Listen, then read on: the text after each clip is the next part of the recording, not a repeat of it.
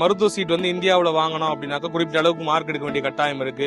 குறைந்தபட்ச நபர்கள் மட்டும்தான் மருத்துவம் படிக்க முடியுது. அந்த மாதிரியான சூழல்ல இப்படியான ஒரு வாய்ப்பு வெளிநாடுகள் ஏற்படுத்தி தராங்கன்னும் போது அந்த எந்த அளவுக்கு உங்களுக்கு பயனுள்ளதா இருக்கு? சார், இது உண்மையிலேயே எங்களுக்கு மிக மிக பயனுள்ள ஒரு நிகழ்வு தான். ஆனா இன்னைக்கு அப்கிரேட் அனுப்புறோம்னு சொல்லிட்டு நிறைய பேர் எங்களை கான்டாக்ட் பண்ணாங்க. ஒரு 25 ஏஜென்சிஸ்ல இருந்து எங்களை கான்டாக்ட் பண்ணாங்க.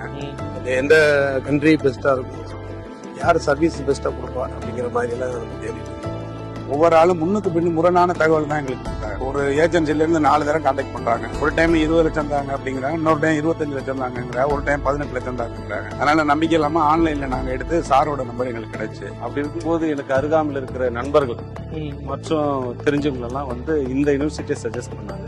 அந்த இதுல ஃபர்ஸ்ட் பாத்தீங்க அப்படின்னா சந்தான கிருஷ்ணன் சார் மூலமா சந்தான கிருஷ்ணன் சார் மீட் பண்ணாங்க. அவர் ஈச் அண்ட் எவ்ரி ஸ்டூடெண்ட்டையும் அவங்க சன் மாதிரி கேர் பண்ணிக்கிறாரு. நான் டிஎன்எஸ்சில அதான் அரசு போக்குவரத்து கழகத்துல கண்டக்டர் வேலை செய்யறேன். என்னால இங்க உள்ள சூழ்நிலையில 1 கோடி ரூபாய் கட்டி என்னால சேர்க்க முடியல. சாரை பார்த்தோன்னே எங்களுக்கு ஒரு நம்பிக்கை வந்துச்சு. அதுக்கப்புறம் பேசிட்டு எங்களுக்காக பர்சனலா குறைச்சு கொடுத்தாங்க. ஆனா எல்லாருக்கும் ஒரே மாதிரி பீஸ் சொன்னாங்க, அதான் எங்களுக்கு பிடிச்சிருந்துச்சு. ஒரு ஏஜென்சி அப்படிங்கும் போது ஒரு ஏஜென்சி நம்ம அப்ரோச் பண்றோம் அப்படின்னு சொன்னோம்னாக்கா அவங்க இன்னொரு ஆள்கிட்ட பேசி அவங்க அப்படியே ஒரே ஒரு செயின் லிங்க் மாதிரி போயிட்டு தான் இருக்கும். நம்ம அடுத்து அவங்கள போய் நம்ம சேர்க்கிற வரைக்கும் தான் அவங்களோட ரெஸ்பான்சிபிலிட்டி இருக்கும். சேர்த்து முடிச்ச பிறகு ஏதாவது ஒன்று கேட்கறதுனா அவங்கள கான்டாக்ட் பண்ண கூட முடியாது.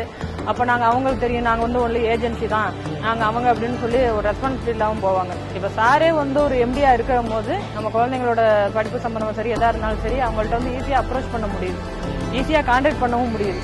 அது ஒரு ரொம்ப ஈஸியா இருக்கு சார், பெனிஃபிட்டாகவும் இருக்கு.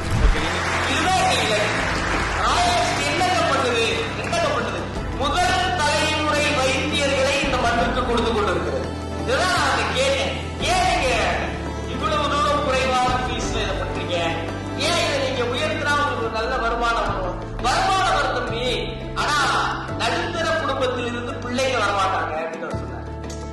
நடுத்தர குடும்பத்தில் இருந்து ஒருவன் மருத்துவனாக வேண்டும் என்றால் இன்னைக்கு இருக்கிற சூழல்ல, இன்னைக்கு இருக்கிற பல்வேறு சிக்கல்களுக்கு மத்தியில இப்படி ஒரு பொருளாதார நிலையை ஏற்படுத்தி கொடுத்தால்தான் இதை உருவாக்க முடியும். அதை ரொம்ப சரியா செய்கிற ராயல் நெக்ஸ்டுக்கு என்னுடைய மனம் நிறைந்த நன்றி.